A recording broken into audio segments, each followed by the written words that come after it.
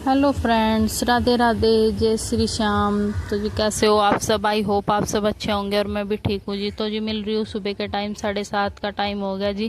घर के तो सारे काम निपट चुके हैं, झाड़ू पोछा बर्तन नहाना धोना ये सब निपटा करके आ गई हूँ मंदिर में। तो जी ये हमारा शिव जी महाराज का मंदिर, ये देखो जी, ये खोल दिया मैंने गेट। और जी ये भोलेनाथ जी के दर्शन आप भी कर लो। तो जी मैंने कई बार सोचा है आप लोगों को दिखाना भोलेनाथ जी का मंदिर, तो जी बस वीडियो नहीं बन पाती। और इसके पापा भी मोक्षू के बनाने नहीं देते, कुछ ये कहते हैं कि पूजा की भी वीडियो मतलब दिखानी है, ये है वो क्या दिखावा है ये।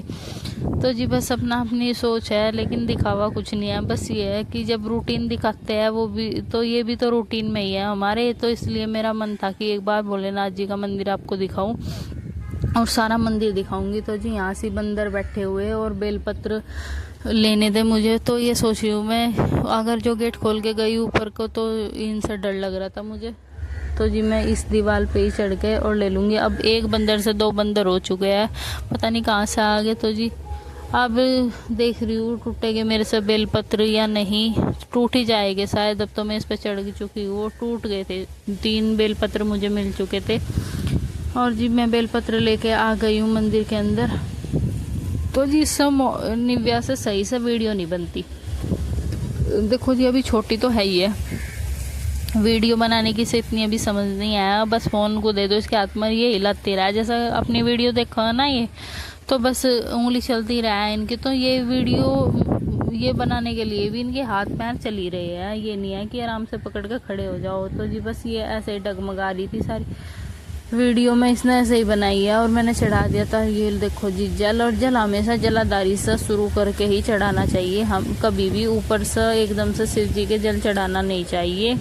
ये आपने कथाओं में भी सुना होगा और ऐसा बिल्कुल मान्यता है जी कि जलाधारी से ही शुरू करके शिव जी पर जल चढ़ाना चाहिए। और मैं अब चढ़ा दूंगी मैं इन पे हल्दी का टिक्का लगा के। बेलपत्र को तीनों को हमेशा 3 बेलपत्री चढ़ाने चाहिए और उन पे टिक्का लगा के तीनों पत्तों पे ये चढ़ा दिया है मैंने बेलपत्र। और फिर लगा दूंगी इनको मैं टिक्का। हल्दी का लगाना चाहिए या रोली का, या एक और होता है मेरे नाम नहीं ध्यान आ रहा उसका, वो लेके गई थी मैं। अष्टगंध होता है, अष्टगंध होता है शायद वो। तो ये वो लेके गई थी मैं। तो मैंने लगा दिया था वो 3 उंगली से तिर कौन सा बोलते हैं उसे, क्या बोलते हैं दिमाग में नहीं आ रहा, अभी बताऊंगी आपको। उसे तिरभुज सा बोलते हैं, क्या बोलते हैं, तिर कौन सा। तो जी ये 3 लाइन सी होती है ना जो शिव जी के ऊपर, तो ये तीनों उंगलियों से ऐसे करके मैंने ऐसे लगा दिया। और बस नंदी महाराज जी को भी लगा दिया। अब जब धूप बत्ती कर दूंगी मैं। और ये जने वो हमेशा इसे हल्दी लगा करके पितरों पर चढ़ाना चाहिए। और जी ऐसे हम भी चढ़ाते हैं हमेशा से, कभी भी से ऐसा ही नहीं चढ़ाना चाहिए जैसे मार्केट से लाते हैं और खोल के चढ़ा देते हैं ना। तो जी इस पर हमेशा हल्दी और ओली हो जो भी यूज करते हैं वैसे हल्दी का टिक्का लगाना चाहिए इस पर। तो जी ये कर दिया था मैंने अर्पित और दीप धूप कर दिया था। और अब परी ने भी अपना जल चढ़ा दिया था। और ये तो बस इस पर तो वीडियो सही से बनी नहीं रही, इसलिए थोड़ा सा इसे इग्नोर करियो। जितनी भी वीडियो जैसी भी बननी बस ऐसे ही एडजस्ट करके देख लियो जी आप। तो जी ये बस अब यहाँ को किया है इसने, यहाँ से सही सा दिखा है कुछ थोड़ी सी वीडियो। तो जी अब ये फूल चढ़ा रही थी, ये नु कह रही मम्मी लो आप ही चढ़ा दो, मुझे फेंक कर दे रही। तो मैं इसे कह रही बेटा फेंक कर दिया करते, प्रभु को चढ़ाने के लिए चीज़ भगवान को चढ़ानी है, ये बस चढ़ा दो आप ही। तो ये चढ़ा दी थी इसने भी। और अब ये यहाँ से वीडियो, अब मैंने इसे दोबारा से कहा है, मैंने कहा बेटे इधर को खड़ी हो तब सही से बनेगी वीडियो। तो जी इधर को खड़ी होगी अब सही से दिखेगा आपको। तो जी बस जला दिया था मैंने दिया और मेरी पूजा हो गई थी। बस अब धूप बत्ती लगा दी थी मैंने। धूप बत्ती लगाते ही बस माथा टेकना रह रहा था, फिर कोई और भी आ गए थे जल चढ़ाने के लिए। क्योंकि आज ये होता है साढ़ का महीना, हमारे यहाँ साढ़ का महीना बोला जाता है ना, ये जुलाई। तो जिसमें सभी देवी देवता, सभी पितृ मंदिर जितने भी गांव में होते हैं और जिन्हें भी ग्वांडों के भी जो मंदिर होते हैं ना, जो मतलब फेमस होते हैं, जिस तरह प्रसिद्ध हो जाते हैं, तो जी उन्हें पूजने जाते हैं इस महीने में साढ़ के। तो ये 15 दिन देवी देवताओं के होते हैं। इसमें कभी संडे को किसी की पूजा, मंडे को किसी की पूजा, तो ये ऐसा ही होता है। तो ये कह रही हूँ, मैंने कहा पैसे चढ़ा देने वाले हाथ लगाते हैं, यहाँ पे चढ़ा दियो। फिर ये कह रही मम्मी मैं बाद में चढ़ा दूँगी, जल चढ़ाना मुझे बाद में। तो ये चढ़ाएगी जल और मैं टेक लूँगी माथा। तभी हो रहा आगे थे, बस वे भी कर लेगी अपनी पूजा। और अब आएगी परी ने तो कर लिया मेरे साथ ही पूजा, अब करेगी निव्या। तो जी ये निकल गई हूँ मैं हाथ जोड़ के और माथा टेक के। अब चढ़ाएगी निव्या जल। तो जी ये देखो अब थमा, अब रिलैक्स मिला ऐसा कैमरे को, वरना ये बस इधर उधर यही हो रहा था। तो जी इसने भी चढ़ा दिया था जल और अब ये लगा दिया है इसने टिक्का। ये देखो जी। तो जी अब ये भी हाथ जोड़ कर चलेगी और ये देखो परी कह रही मम्मी देखो ऐसा जोड़ रही मैं हाथ, ऐसा टेक रही मैं माथा और देख रही इधर को कैमरे की तरफ को। मैंने कहा ऐसा थोड़ा ही जुड़ता है। ये दिखाती हूँ मैं आपको पूरे मंदिर का टूर।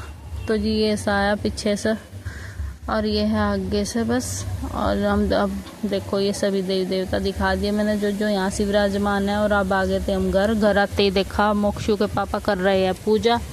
और मोक्षु कहाँ है मुझे दिखा नहीं अब तक। अब देख रही हूँ, पूछ रही हूँ मैं इनसे कि मोक्षु कहाँ है। तो जी अभी ये मंत्र बोल रहे थे, अभी ये बोल रहे नहीं है, अब बोल रहे हैं। अब बताया इन्होंने कि शायद जिन्ने पे चढ़ चुका है वो। तो जी मैं गई हूँ जिन्ने पर उठा लिया था एकदम निव्या ने। ये देखो जी। तो जी ये बच्चे जो हमारे साथ गए थे, हमारे पड़ोस के, चढ़ गए थे यहाँ एकदम पेड़ पाते ही। और इन्होंने ले लिए थे अमरूद, अपनी झोली भर ली थी। अब ये चले जाएंगे अपने घर। और ये निव्या भी खा रही है अमरूद। तो ये भी अब मैं मोक्षु को नहीं लाऊंगी जी, क्योंकि मोक्षु सारा गिल्ला हो गया था। इसके पापा ने यहाँ पे सफाई की होगी ना, ये रह गया था थोड़ा सा यहाँ पे पानी लगाना। तो जी पानी वानी लगा के इसके पापा जी ने यहाँ पे किया पूजा और मैंने मोक्षु की नाई करा दी। और ये देखो मेरा छोटा सा रिकॉर्ड करने वाला जो स्टैंड सा होता है ना, फ़ोन स्टैंड, वो है जी। ये है बस इतना सा। और इस पर जो फ़ोन लगा कर खड़ा करते हैं ना इसे, तो जी ये कांपता है, बहुत हिलता है। ये अच्छी स्टिक नहीं है वैसे। जिसे भी कोई लेता होगा तो मतलब मत लीजिए, इसमें पैसे वेस्ट है और कुछ नहीं है ये। तो ये बनाए थे। फिर मैं नहा करके वहाँ से मोक्षु को नहला करके कूड़े। और ये आए हैं हमारे पड़ोसी, ये पड़ोसी भी हैं हमारे और कस्टमर भी और सब्सक्राइबर भी है जी। तो जी मुझे कुछ कह रहे थे और फिर मैंने शाम को खाँच दी जी पनीर बनाने की तैयारी। तो जी पनीर एक बार मेरे तरीके से बना कर खाइए, आप बिल्कुल ये कहोगे कि हाँ उंगली चाटते रह जाओगे। तो जी ये देखो मैं बता रही है आपको क्या क्या किया है मैंने। पहले सरसों का तेल डाल दिया था, फिर जीरा और इसमें हींग डाला, तेजपात डाला और डाली सूखी मिर्च, लाल मिर्च होती है ना जो चौक वाली, वो डाली। फिर मैंने प्याज डाली, उन्हें तड़कने के बाद में फिर डाल दी 1 चम्मच देसी घी की और 2 चम्मच मक्खन की, जो नानी घी बोलते हैं ना हमारे यहाँ, उसे बिला कर निकलता है। दही को बिलाने के बाद में जो मट्ठा बनता है और ये निकलता है मक्खन, तो इसे नानी घी भी बोलते हैं हमारे यहाँ से। तो जी वो डाल दिया था मैंने इसमें। और फिर बस इसमें अब जो कुछ नहीं करना, बस 5-4 मिनट के लिए इसे ऐसे ही छोड़ दो, 2-4 मिनट में ही हो जाएगी। फिर उसके बाद में डाल दी, जब प्याज का कच्चापन निकलने के बाद में डाल दिए थे मैंने टमाटर, हरी मिर्च पिसे हुए।